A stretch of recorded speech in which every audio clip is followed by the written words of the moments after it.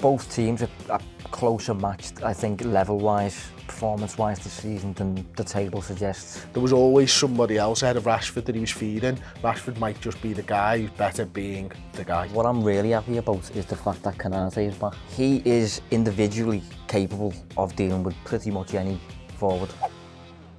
Right, it is the big one this weekend. It is Liverpool, it is Manchester United, the two biggest clubs in the country, the biggest Liverpool against the second biggest Manchester United. I'm joined by Josh Williams for this one.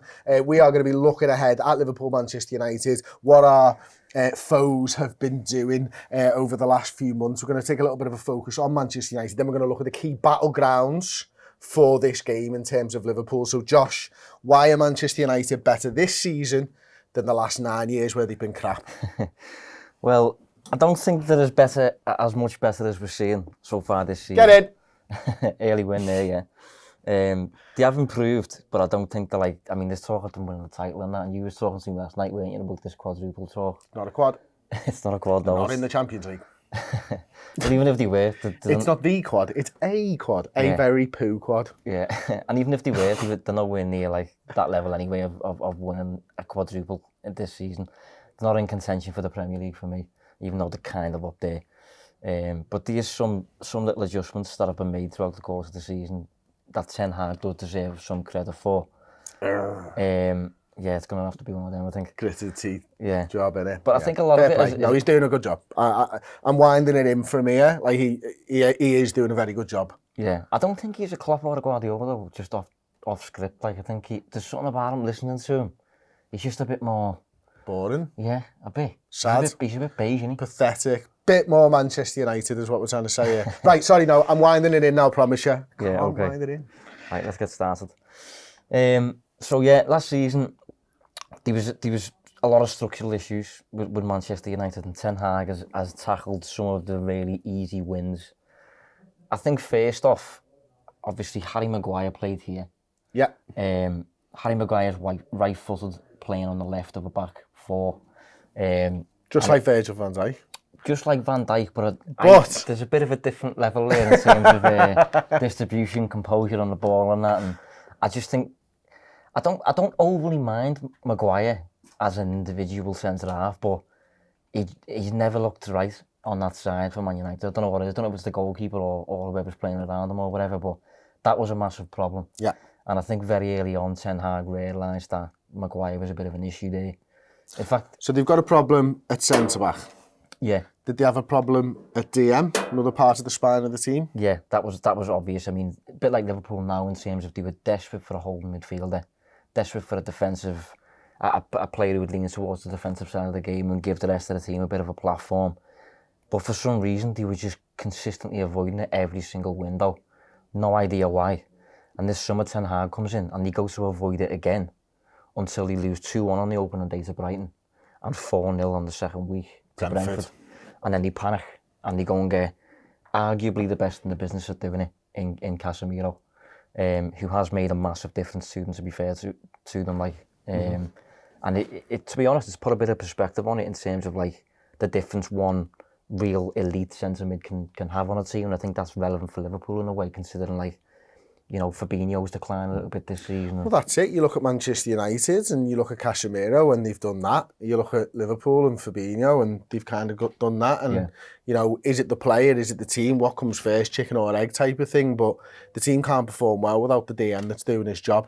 Yeah, you know, exactly. If the DM's not doing his job, and unfortunately for us, Fabinho hasn't been at the level that he's been at the last few years. Liverpool, unfortunately, have had midfield issues themselves. You can see that. This is the engine room of every single team. If you can't have a great spine, you can't have a great title-winning team. I truly believe that. Yeah. And I've looked back at all the title-winning teams a couple of years back now, from the start of the Premier League era and before, if you want. But I looked back at the Premier League era, and every single one of them had a spine. Goalkeeper, centre-back, centre-mid, centre-forward. Yeah. That's what you need to win a league title in England. Yeah. Well, one of the downsides of the signing, though, if you want to touch on that sort of thing, is he's 31 now. So, although he's the best in the business... I can't believe he's only 31. Yeah, I don't know. Do you know what? Taking back to that, I looked earlier at Fabinho's minutes, since Fabinho made his debut in like professional football type thing, and he's played about 27,000 league minutes since his like teenage years.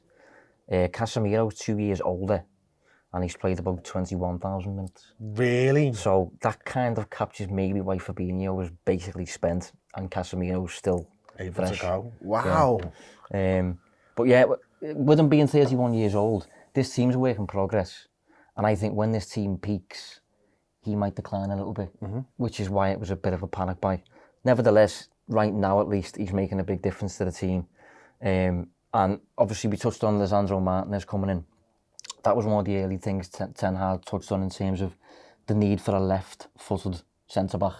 And the initial plan was for Maguire to play here, played there in pre-season. Martinez plays there, left-footed, just helps with your build-up. But he quickly realised that regardless of where Maguire was playing, he was just falling all over the place regardless. So Varane comes in and plays there eventually. But the left-footed thing is something that he's definitely got right, because Anthony as well, another panic buy, but left-footed forward, they've needed one for years. They've played Dan James over there. Rashford's played over there at times. Pogba's played over there at times. And they finally go and get a left-sided forward, and it just gives the whole team a bit more balance. They really lacked left-footers. Mata played who ran out of contact, left-footed. Matic ran out of contact and left-footer. So Ten Hag tackled those obvious issues, and then on top of all that, you've got your Cristiano Ronaldo problem there. Really difficult to just play any sort of team game when you've got a lad like that up front. Especially if you want to press, or you want to, even if you don't want to press, even if you want to block low or mid block or anything, if the centre forward's not willing to pull his weight, then you can't go 11v11 against a well-trained side. You might get the odd win here and there because of his goals, but ultimately football at the highest level now is about the athleticism, is about the physical attributes, but it's about the technical side of the game just as much. And you need 11 lads to be pulling in the same direction or singing from the same hymn sheet. And Ronaldo, for as great as a finisher that he is, still at this age, and I truly believe he is still a great finisher, he ain't good enough to be able to play in a Premier League side at the top end of the table because he doesn't pull his weight. Yeah, that's it. He's very much an individual, very much like an individual star type thing who plays for himself. And I suppose he was good enough to do that when he was like 28. But when you get into the age of 36, you are getting carried by the rest of the team. When the rest of the team aren't good enough to carry you, it just became a massive problem for them. So they've got rid of Ronaldo, and they've brought in Wout Weghorst on loan, who was nowhere near as gifted, but to be fair to him, does run himself into the ground and does play as a bit of a team player. So across the board, really, he's added left footers. He's tackled the major weakness, which was a DM. He's got rid of the passenger who was getting carried, and I suppose on top of it, he's empowered arguably their best player in Rashford. Do you think? I think he is, and I've always thought he was a talented player. I've always thought he was a really good player, really exciting player, and never really understood how Manchester United fans didn't have that relationship with him. That I think if he was coming through at Liverpool, as maybe a young South lad coming through at Liverpool, playing a left wing forward position, I think we'd fall in love with him. Yeah. And I never really got that from his relationship with the Manchester United fans. I always got like, fucking hell, what's he saving kids for? Like, why is he feeding kids? He can't even put the ball in the back of the net. And it's like, it is possible to be a good player and, do good things in your life on outside of football.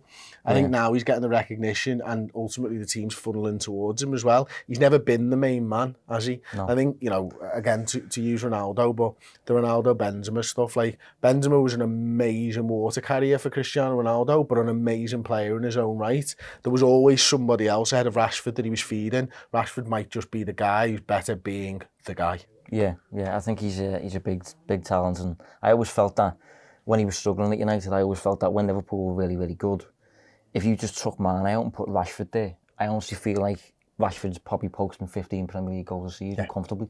So I always felt it was a system around Rashford. They've kind of dealt with that a little bit.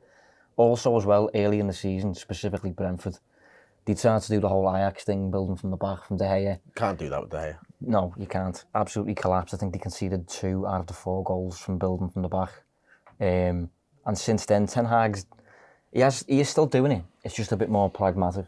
But overall, that's kind of the picture with Man United at the minute. Still a work in progress, but Ten Hag, to be fair to him, has made notable improvements. I think the other thing that Ten Haag has probably done for Manchester United at the moment, Josh, interesting if you agree, is he's given them belief. Yeah. That like they feel like it doesn't matter what time you check your app or if you're watching the game, how long's left. You kind of feel right now that Manchester United think they're going to win the game. Yeah. And that when United were at their absolute peak over that bloody 20-year period or whatever it was with Sir Alex Ferguson in charge, that you could never count United out. Liverpool had it the last 4 years. Prior to this one, you just couldn't count Liverpool out. There was always enough time in the game for us to get 1 or get 2 goals and go and win it. I kind of feel a little bit like that with Manchester United at the moment, and they're nowhere near at the level that they should be. I don't think they're at the level that Ten Hag wants them, but they are making strides there, and certainly mentally they're making strides. Yeah, well, I was going to say one thing I am a bit concerned about with the game is I do think right now at least they are much more mentally strong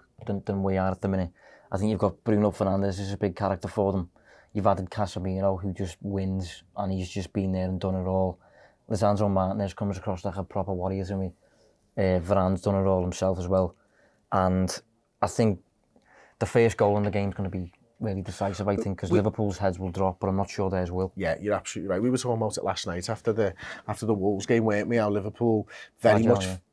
Sorry? Fragile. Yeah, absolutely. Like, we're a confidence side. Yeah. We concede that first goal and we spiral. We score that first goal and we're lifted up and footy starts moving quicker, everyone's moving and playing little 1-2s and all that type of stuff. I don't think United necessarily, I don't think that changes. I think they know and they trust in the process at the moment, whereas Liverpool's heads are just not there mentally, I don't think. And that's going to be a key part of this game, isn't it? Yeah. I mean, as I said, the first goal is going to be decisive, and Liverpool, when they suffer a setback, if things don't go their way, if they concede first, if a player suffers a red card, if you miss a penalty or whatever, it just feels like Liverpool get too impacted by that at the minute in terms of their performance. It seems to be really shaped by how things are going, and if things are going well, everything's great. If things are going slightly bad, it's the end of the world, and there's no kind of mid-ground at the minute. So going into this game, it'll be interesting to see.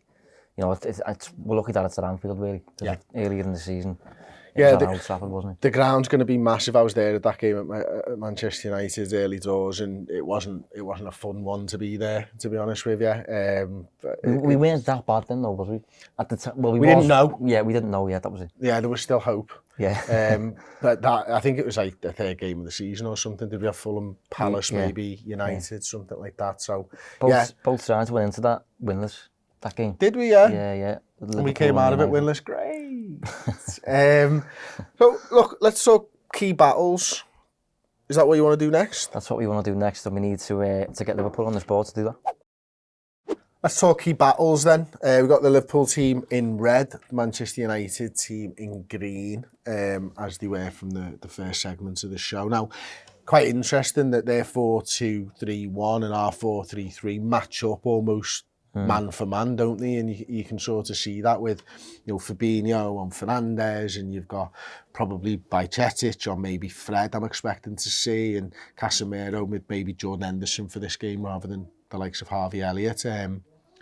What for you is your top key battle? If Liverpool are to win this game, who has to win their battle first?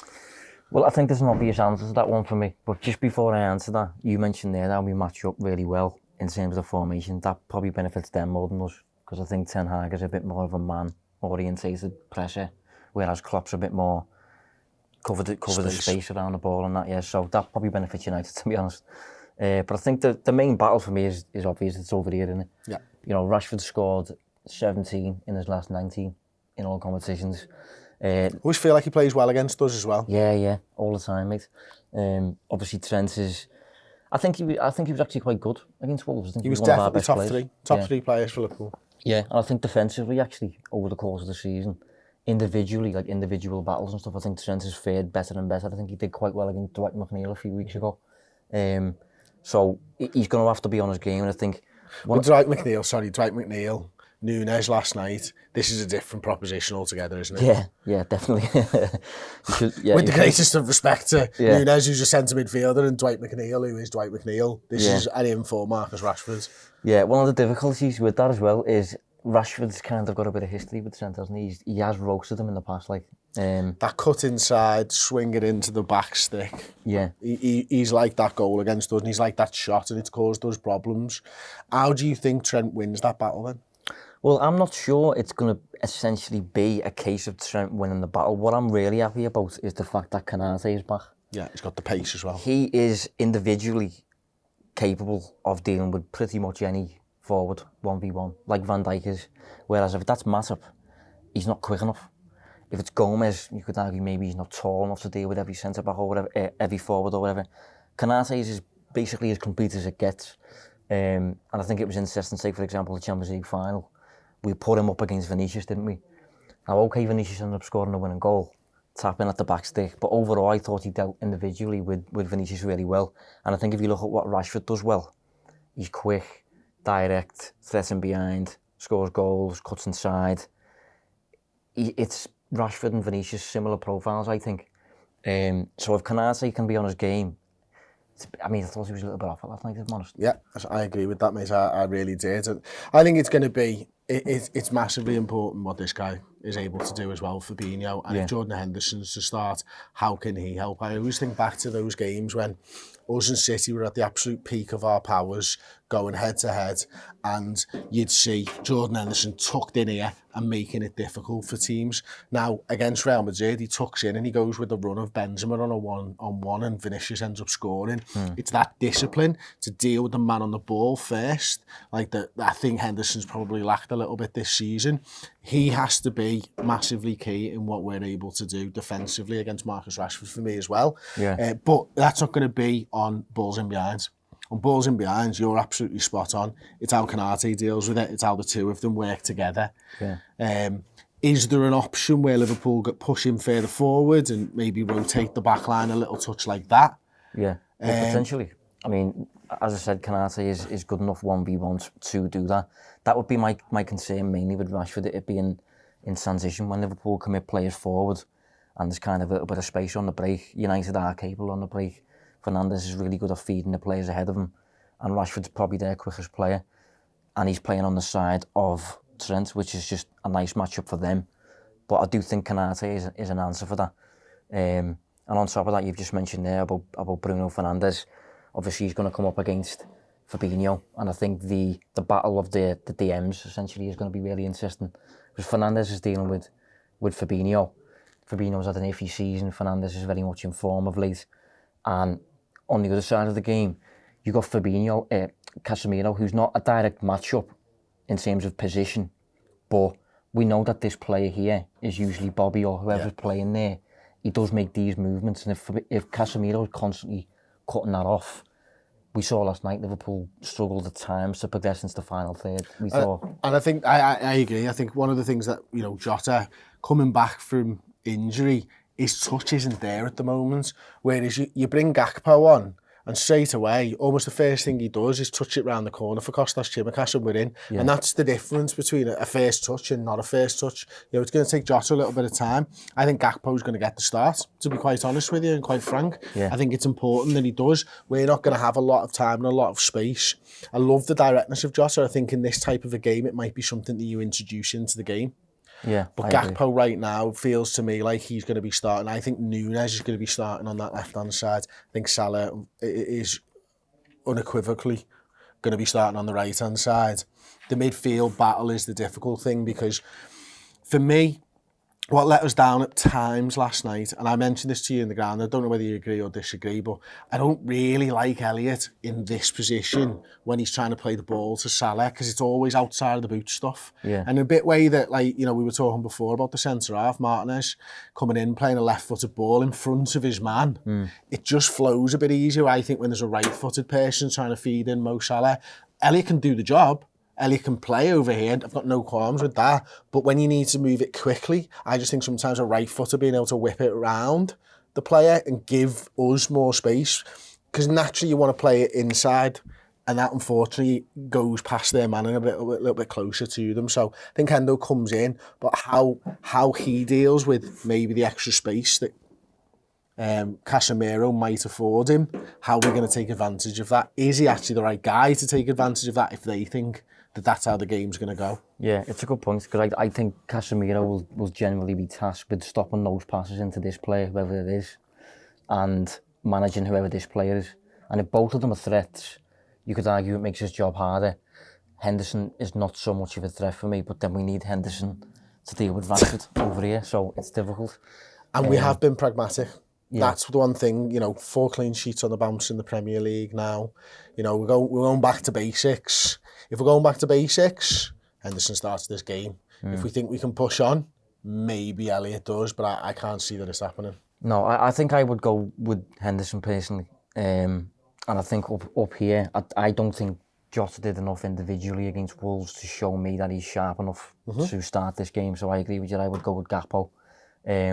But his receiving of the ball is going to have to be spot on, because Martinez is so aggressive as a centre-half. Casemiro will just sniff out anything. So he's really not going to get much time at all here, to the extent that Firmino would probably struggle, never mind Gakpo. So it's going to be interesting to see how the players deal with that. But if we move on to maybe the positive angles in terms of like Manchester United's weaknesses, I think the obvious weakness is probably De Gea, building from the back. I don't think he's anywhere near as good as you need to be to do that. And although Ten Hag's made adjustments this season with that, if they try and do it, I don't know if they will. That's the thing. You've got to hope that almost the confidence that they've got lately kind of pushes them to do it. When we saw at Old Trafford, didn't we, that when he started going long, he went long basically the whole game, it benefited them. I'm not sure if they'll do it again, but I imagine they will do. I think they'll back themselves to be able to get something. Crazy chances have been Liverpool's problem, conceding them this season. It's not always been teams have had loads of possession. In fact, quite the opposite. Liverpool have had a lot more possession than their adversaries all season long, and yet, quick transitions, quick balls down the line. We saw it last night with the goalkeeper, Sarr. yeah. How many times were we sort of backpedaling big time because he was kicking the ball quickly long against us while we're on the halfway line. We see Bajcetic come in and make a absolutely last-ditch tackle dead early on in the game. We've seen the throws from Sarr that were hitting us down their left-hand side last night. So that's an avenue that you can get at Liverpool, because right now when we're getting bodies forwards, we're struggling to get those bodies back because of the tiredness, and I think of the minutes in the legs of the last 18 months or whatever. But from a front three perspective for Liverpool, no, it's not on the agenda. Well, let's say from an attacking perspective, because that probably is on the agenda. Where do Liverpool have the advantages going into this battle? Well, it's difficult, isn't it? Because I think Luke Shaw generally has done pretty well. He's done very well against Salah. Yeah, very well. Top of my head. I think he's quick, he's strong, fairly well built and stuff like that. So he usually deals with them quite well. Lisandro Martinez, I do rate him, I'll be honest. I think one of the weaknesses going into the first game at least was his height. I thought he would be a bit of a problem for him, but so far this season he hasn't been. Maybe, by the way, his height would be an excuse to play Núñez up top potentially. I think Núñez is about 6'2", 6'3", so that's potentially a decision that Klopp's got to make. But I do think it'll be Gakpo, who's also tall actually. But in terms of Liverpool's attack, I see probably Núñez is causing the most problems in terms of who he's going to face, because this is going to be Dalot. Dalot can be quite reckless, I think. And Varane, A, is not what he was, and B, even when he was that, I think Ramos was always the man, if I'm honest. I don't actually rate Varane as highly as some other people do. So if Núñez is on his game, I think he can cause problems down there. Can I offer something? Like maybe if we're saying here that Darwin Núñez is where we're going to get our best sort of in-play, open play sort of attacks, rather than switching us that way round with Trent over on the right-hand side over here, could we look to get probably Andy Robertson more involved down this left-hand side and switch it up like that, and maybe, a little bit more balanced or weighted over to the left-hand side than the right-hand side, sort of avoid focusing on Marcus Rashford, strengthen up that area there and maybe look to attack their weakness? Yeah, we could potentially. I mean, Robertson was rested, wasn't he, against Wolves, so that could be a reason why. But the only thing is, I just think Liverpool right now seems so right-sided if you look at the players that we've got. Like, if you think of it, Núñez, great, but very rough diamond. Stefan Bajcetic is playing here, and this is Robertson. And on the opposite side, you got Salah, Henderson, Trent. All the experience. It's a different level, I think, on the right side. So you're almost playing towards United's weakness. it's difficult because their strength is on our weak defensive side, whereas our strength is on their good defensive side. Casemiro plays over there as well. That they are fairly well matched on the pitch positionally to deal with what Liverpool are going to throw. Could we see more big switches? Is that what we do? Intricate play, right-hand side, big switch into space down with Nunes. Yeah. Is that the way you get around this cat and mouse game? Yeah, potentially. And obviously, I've touched earlier that it's kind of like a man-orientated system that he uses. So if you can drag players all over the place and then open up space for maybe Robertson to leave Anthony behind or something like that, that's a potential avenue. I'll also throw in there about set pieces. I mean, that was just a little interesting thing that I noticed. United have only scored from 3 set pieces all season, which ranks them really near the bottom of the Premier League, and they've conceded from 7. I think Liverpool, as bad as we think we've been, I think what was it? We've conceded 4, something like that. Yeah, it was last week when we were doing the set pieces. It wasn't a lot, and we've not conceded any since, has it? So I think that was 4. Yeah, and Harry Maguire's their best header. He's on the bench nowadays. Lisandro Martinez, we've touched on, is not the tallest. So that's potentially an avenue to get in there. Yeah, we basically get one from a set piece last night, don't we, in the Virgil van Dijk one. And I know it's second phase of a set piece, but ultimately it's a set piece goal there. And Van Dijk back in the goal, Canate had one first half back stick that just went wide of the post, I think, as well. Yeah. So it's an avenue that Liverpool are very used to trying to profit from, shall we say. I think the other thing as well is, look, I can't believe I'm saying this 30 minutes into the video or whatever it is, but like, form kind of goes out the window in these things. Now, I wish it didn't, because Liverpool have won 5, drawn 3 and only lost 2 in the last 10 games against Manchester United. They've not beaten us at Anfield since 2016 with a Wayne Rooney goal. I mean, that is a long time in a rivalry of this nature, isn't it? With a side that have been historically as good, not quite as good as Liverpool. You know, and I know they've been they're probably their worst ebb the last few years, but I go into these games thinking, oh, they're going to be difficult. But in recent years, it's kind of been Liverpool win or Liverpool draw. Yeah. You know, it's not been much Man United. I think they knocked us out the cup one year, didn't they? They beat us in the Premier League this year. Other than that, it's been one-way traffic. Yeah. I think generally both teams are closer matched, I think, level-wise, performance-wise this season than the table suggests. I think there's 10 points. 10 points, 49, 39. I don't think these... So we're not safe yet? No, but I don't think these are 10 points better than us. And to be honest, looking at it, the one fear that I've got is just the only real way I can see them scoring against us. And that is just by something like this happening, where United maybe build from the back a little bit, entice us in, somebody hits long in the direction of Rashford, or plays in maybe to Bruno, who then 2 touches in, immediately feeds Rashford in this channel. That's my main concern. I think if Canate and Trent and Henderson keep Rashford quiet and manage that channel, I think we've got a solid platform to win this game. But so, to play devil's advocate on that, what is the Josh Williams on Red Devils Men TV saying is their biggest fear right now? As in, United, what are well, United if that's Liverpool's biggest fear and your biggest fear, who are the Red Devils Men TV? Who are they pointing out is how they're going to get involved? How are Liverpool going to score in this one? You know what? It doesn't bode well that I'm not sure, but I do think it's probably Nunes on that side, because Dalot is probably your most vulnerable defender. This is Fred over this side, not Casemiro. It's Varane. So I do think there's something here where we can cause problems. But overall, in terms of overriding weakness, also counter-pressing, if they're going to build from the back, we can gain inroads through that. But it's just whether they will or not. I don't know if they will. I reckon your counterpart is worrying sickeningly about Alisson kicking the ball long to Mo Salah, to be quite honest with you. Yeah. Because that's what's happened in the past with Liverpool Manchester United games, hasn't it? Well, to be fair, that's just put an idea in my head.